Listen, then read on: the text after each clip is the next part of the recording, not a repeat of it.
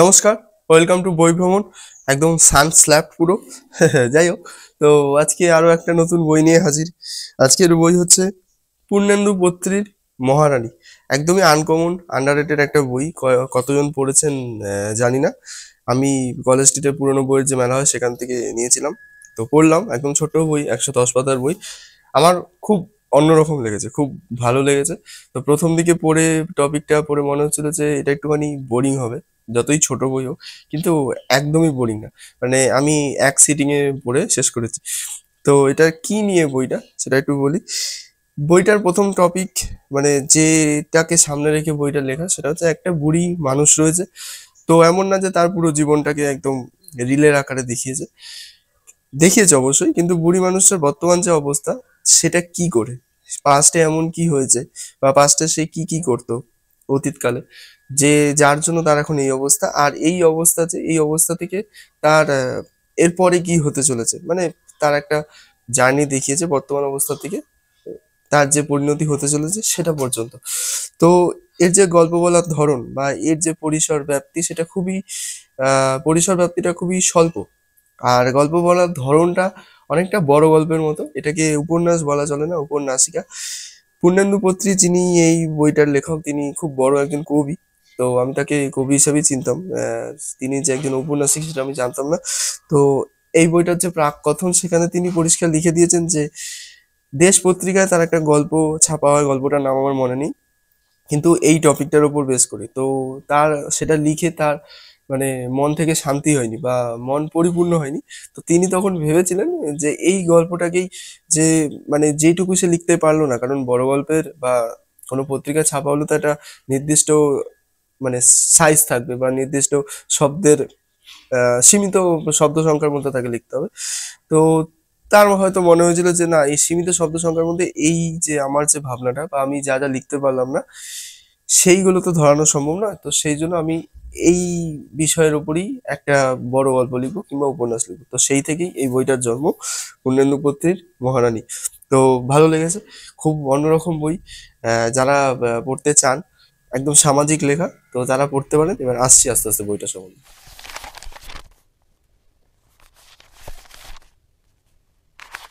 এই বইটার গল্পটা নিয়ে একটু বলি। বইটা প্রথমে শুরু হয়, এই যে বুড়ি মানুষ, তিনি একটা হাটে যাচ্ছেন। মানে তিনি যেখানে থাকেন সেই গ্রাম থেকে অনেকটা দূরে একটা হাট বসে। তো প্রতি যে বারগুলোতে হাট বসে, তো তার সেই হাটে যাওয়াই চাই। এবার বুড়ি মানুষটা, আমি একটু শারীরিক বর্ণনা দিই, তো সে কুঁজো হয়ে হাঁটে।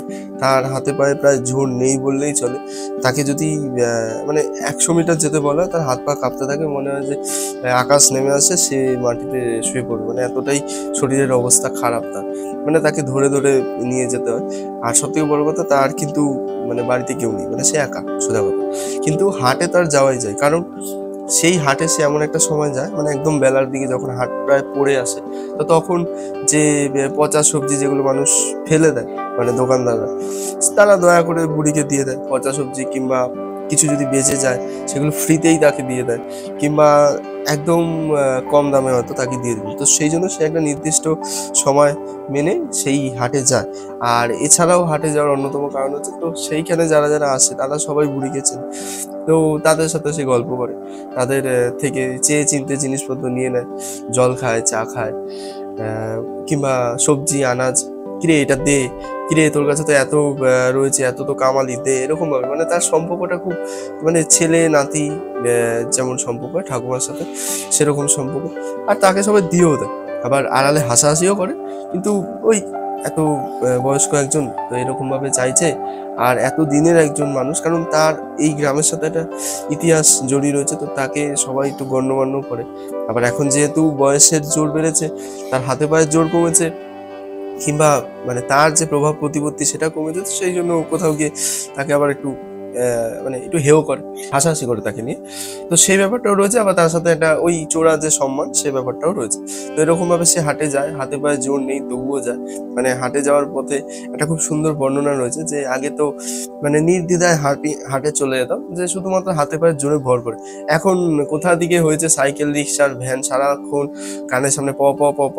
কারণ সে তো আস্তে আস্তে হাঁটছে, তো সে যদি একটা ছোট্ট গলি ব্লক করে রাখে, তো পেছন দিয়ে যদি কোনো ভ্যান আসে, বা কোনো রিক্সা আসে বা কোনো সাইকেল আসে, তো সারাক্ষণ ক্রিং, এবার তাকে তো সরতে হবে। সেইটা, এই যে সরা, সেইটাও তার জন্য একটা আলাদা এফোর্ট দেওয়া আর কি। কারণ সে এক্সট্রা এফোর্ট দিলে তার শরীরে জোর পড়বে, ব্যাস মানে বাড়ি এসে সে একদম পুরো বিছানা সজ্জা, মানে তো সে আর উঠতেই চাইবে না, এতটাই শরীরের মানে জোর কম তার।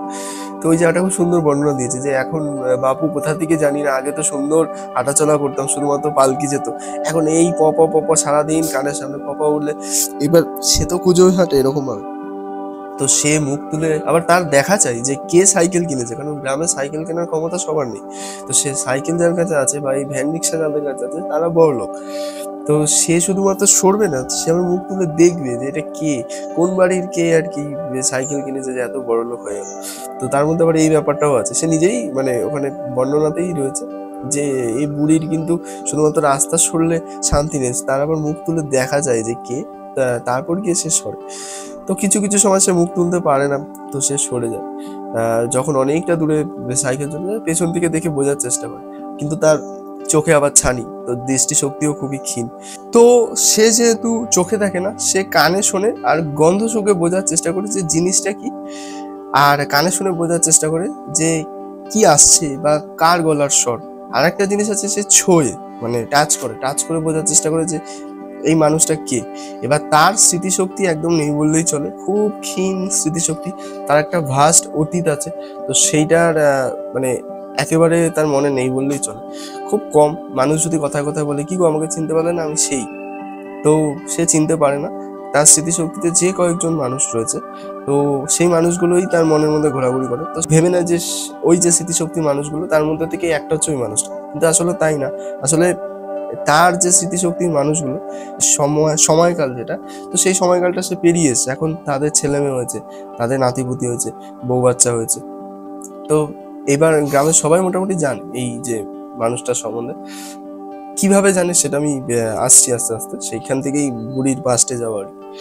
তো এবার যেহেতু জানে, এবার তার এমন একটা ল্যাভিশ অতীত রয়েছে, তো সেই জন্য কোথাও গিয়ে তাকে সম্মান করে অনেকে। তো সেই জন্য বুড়ি যদি সামনে এসে পড়ে, তো তাকে কেউ অদেখা বা না শুনে চলে যেতে পারে না। তো তার কাছে দাঁড়ায়, দুদণ্ড কথা বলে। তো কথা বলার সময় বুড়িকে বলে কি গো চিনতে পারছো, তখন সে বলে ও একটা মানুষের নাম বলে না তুমি কার সাথে গোলাচ্ছ। তো সে গুলিয়ে ফেলে মানুষ, আর সে রুগ্ন মানে জর্জরিত, একদমই জবুথবু আর কি। তো সব মিলিয়ে সে এখন একটা মায়ার পাত্রী সমাজের চোখে। আর তার যে অতীত সেটাতে এরপরে আসছি। তো সেই অতীতের কথা মাথায় রেখে তাকে কেউ ফেলে দিতে পারে না, আবার তাকে কেউ সাথে নিয়েও চলতে পারে না। ওই আর কি, মানে বিসর্জনের ঘর টাইপের, যে ফেলে দিলেই হয় কিন্তু নিয়ম মাফিক রাখতে হয় কিছুদিনের জন্য, তারপর ফেলে দেবে হয়তো, তো সেরকম। তো এতক্ষণ পর্যন্ত যেটা বললাম সেটা হচ্ছে বুড়ির বর্তমান অবস্থা। তো সে এই অবস্থায় কি করে এলো, মানে তার অতীতকাল কি ছিল, তো সেইটা জানলে আপনাদের কষ্ট হবে যে এরকম একজনের এই অবস্থা হলো, এখন সহায় সম্বলহীন, আশেপাশে কেউ নেই। তো অনেকক্ষণ ধরে বুড়ি বলে যাচ্ছি, খুবই অপমানজনক একটা শব্দ। তো তার নাম হচ্ছে পার্বতী হচ্ছে এই গল্পের মহারানী। তো এবার পার্বতী আর 5টা গ্রামের সাধারণ মেয়ের মতোই বড় হয়েছে। তো তারপরে তার স্বাভাবিকভাবেই বিয়ে হয়েছে।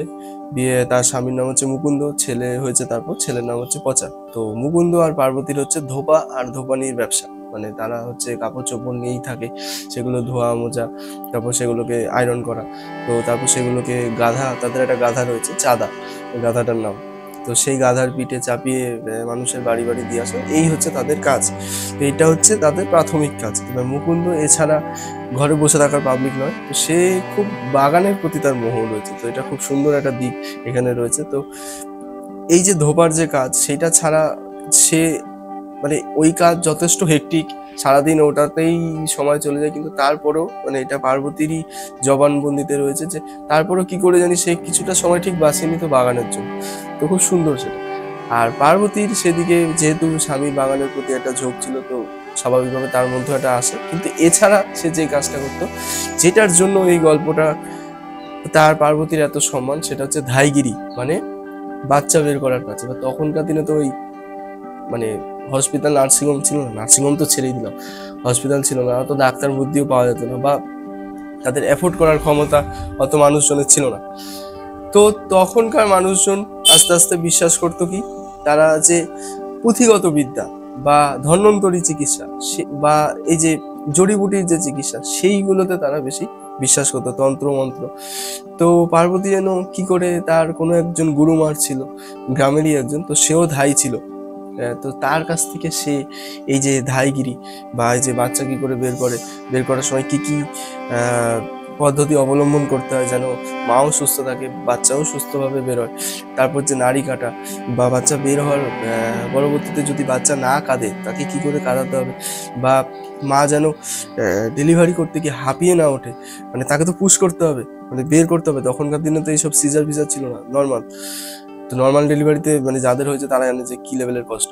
তো সেই সময় মানে মেয়ে মানুষদের ক্রমাগত উদ্বুদ্ধ করতে থাকে যে হ্যাঁ তুমি পারবে, মাথাটা বেরিয়ে এসছে, তুই শুধু মাথাটা বের করে দে, মানে এগুলো বর্ণনা রয়েছে।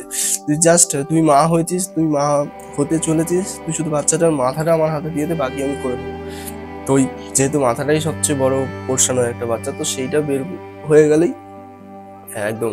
এমনকি কোনো মেয়ে যদি প্রেগনেন্ট হয়, তো তারপরে যে 9 মাস, সেই 9 মাসে তাকে কি কি করতে হবে, কারণ এখনকার কি হয়, এখন ডাক্তার বুদ্ধিরা বলে যে এই যে প্রেগনেন্সির পিরিয়ডটা, এখানে তুমি কিছু ভারী কাজ করবে না, তুমি যতটা সম্ভব রেস্টে থাকবে। পার্বতীর এইখানে যেটা দেখা যাচ্ছে সেটা সম্পূর্ণ উল্টো।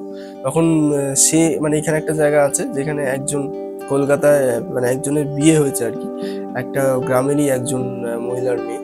তো তার যে স্বামী, সে যে মেয়েটা, তো তার স্বামী ওখানে ডাক্তার বুদ্ধি দেখাচ্ছে, কিন্তু মেয়েটার তো সেই গ্রামেরই মেয়ে। তো মেয়েটার শুধু মনে হচ্ছে যে এখানে যদি পার্বতী দিদা থাকতো তাহলে আমার এই অবস্থা হতো না, আমি ডাক্তার বুদ্ধিকে ভয় পাচ্ছি। তো সে তার মাকে বলে পাঠায়, মা তুমি পার্বতী দিদাকে নিয়ে আমার এখানে এসে পড়ো, আমার এই মানে আমার স্বামী যেটা করছে সেটা ঠিক আছে, সে কেয়ার নিচ্ছে, কিন্তু আমার সেটাতে বিশ্বাস হচ্ছে না। তো পার্বতী মা থাকলে আমি একটুখানি ভরসা পাবো। আর এই সময়টা তো মানে নিজে থেকে পজিটিভ বা কনফিডেন্ট হওয়াটা তো সবচেয়ে বেশি জরুরি। তো সেই জন্য ওই পার্বতীকে দেখলেই লোকজনের মনে কনফিডেন্স হবে যে ও এসে গেছে, এবার মানে কোনো খারাপ হতেই পারে না। তো পার্বতীরও কিছু সময় আশ্চর্য লাগতো যে মানুষ কি করে তাকে এত বিশ্বাস করে, মানে আমি এমন কি করি যে মানুষের এত বিশ্বাস। আসলে তার মানে নেগেটিভ কেস নেই বললেই চলে। তো মানে যতবার সেই কাজ করেছে ততবার ভগবানকে ডেকে মন্ত্র পড়েও তো সেটা সাকসেসফুল হয়েছে।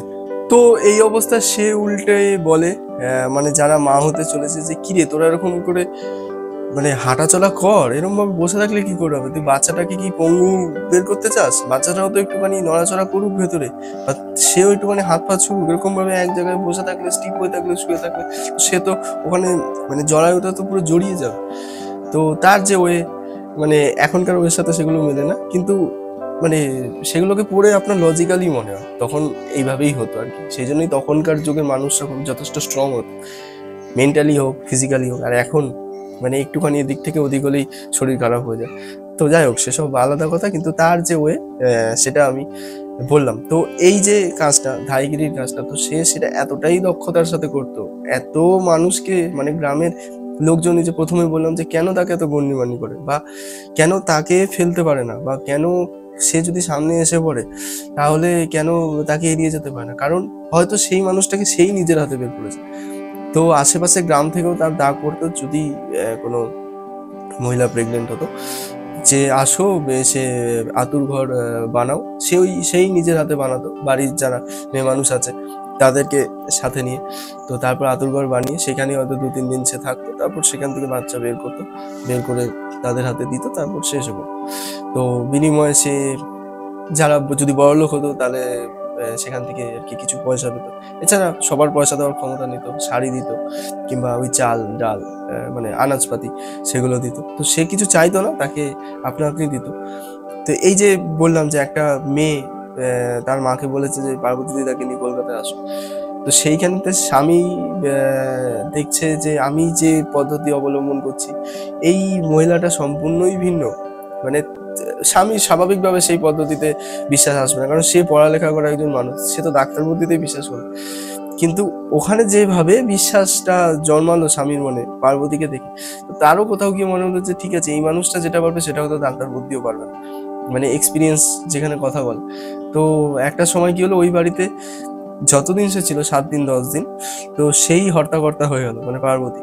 মানে প্রথম দিকে স্বামীর সাথে তার কথাবার্তা হতো না বললেই চলে, কিন্তু তারপর সে এত বেশি মানতে শুরু করলো পার্বতীকে, মানে স্বামী ক্যারেক্টারটা, তো সেটা খুব সুন্দর।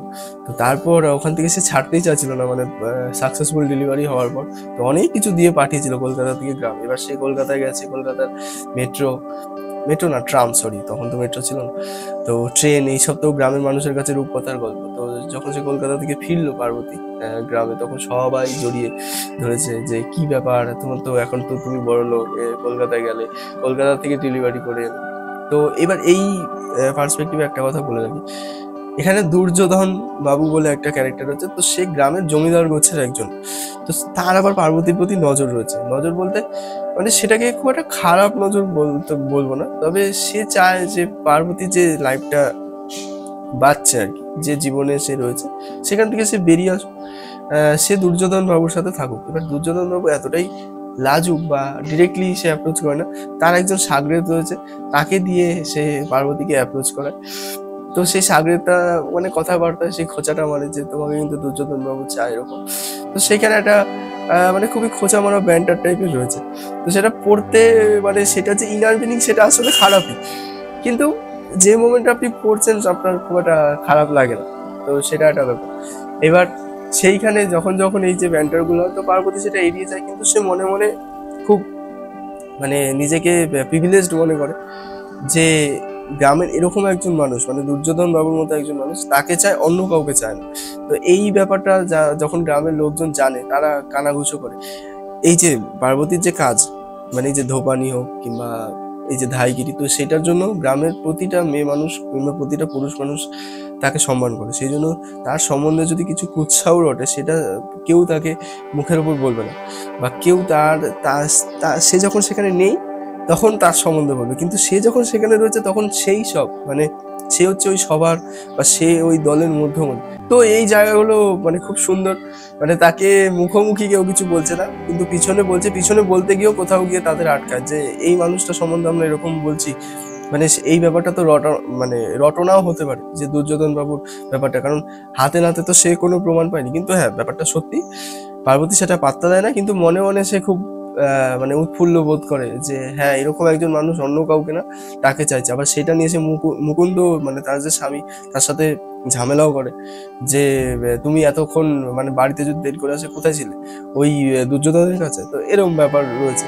তো এই যে অবস্থা, এখানে আরেকজনের কথা বলি, সে হচ্ছে সুরবালা, সে হচ্ছে নাপিতেনি, মানে ওই নখ কাটে, চুল কাটে, কানের ময়লা পরিষ্কার করে। তো যত ধরনের অনুষ্ঠান বাড়ি হয়, যত ধরনের বিয়ে বাড়ি হয়, তো সেইখানে তাদের দুজনেরই নেমন্তন্ন থাকতো। এক হচ্ছে এই ধোপানি মানে পার্বতী, আর এক হচ্ছে ওই সুরবালা। তো সেই সূত্রে দুজন খুব ভালো বন্ধু ছিল। তো সুরবালার যে ছেলেটার নামটা আমার মনে নেই, তো তার সাথে এখানে একটা জায়গা রয়েছে। তো সেই একটা জায়গাতে তাকে চিনতে পারে মানে পার্বতী, যে তুই কি সুরর ছেলে।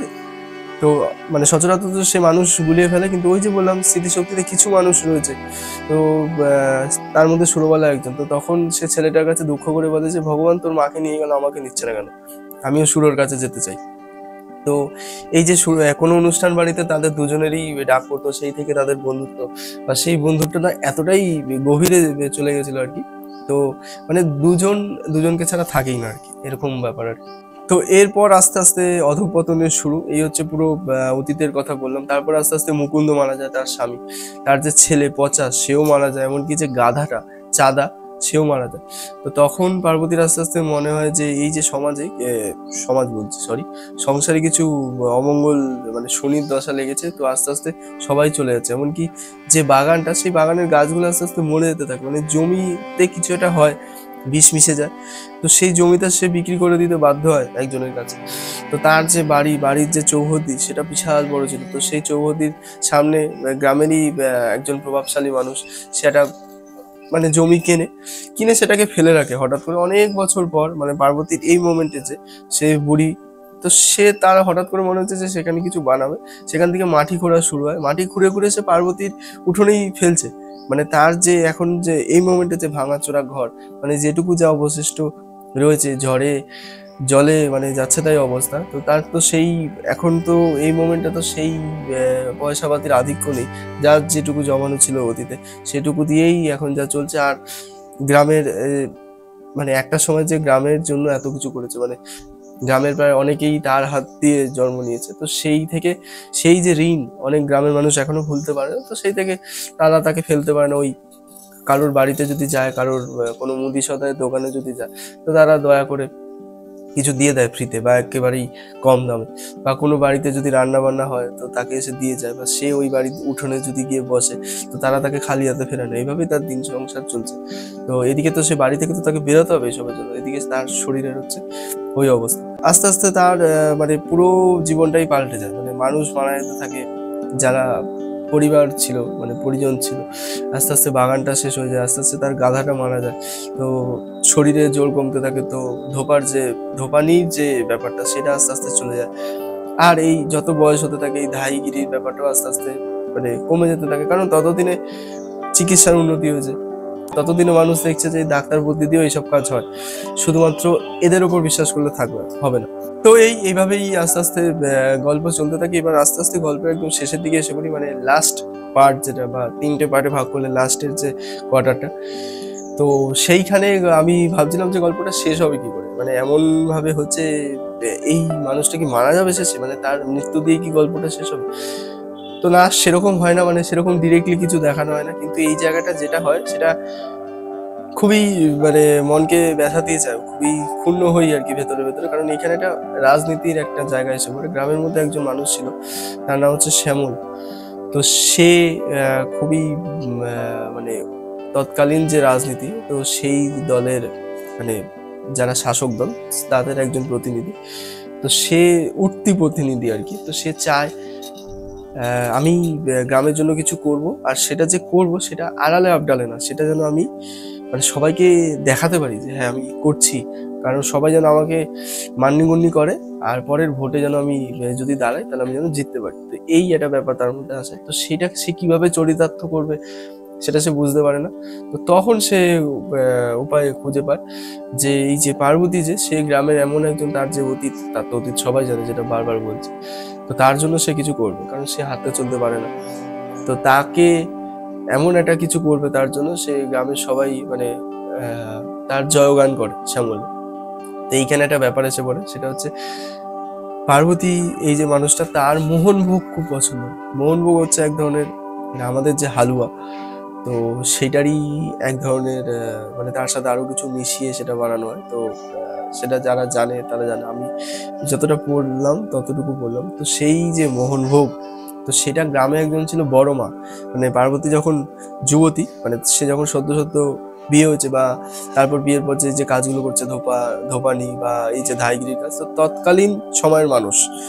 তো সেই বড় মার হাতের মোহনভোগ খেলে নাকি অন্নপ্রাশনের প্রথম খাবারও ভুলে যাওয়া যাবে, এতটাই স্বাদ মানে সেটার ভালো। মানে তার কাছে পৃথিবীর সমস্ত খাবারের স্বাদ হচ্ছে নস্যি, এভাবেই বর্ণনা করা হয়েছে।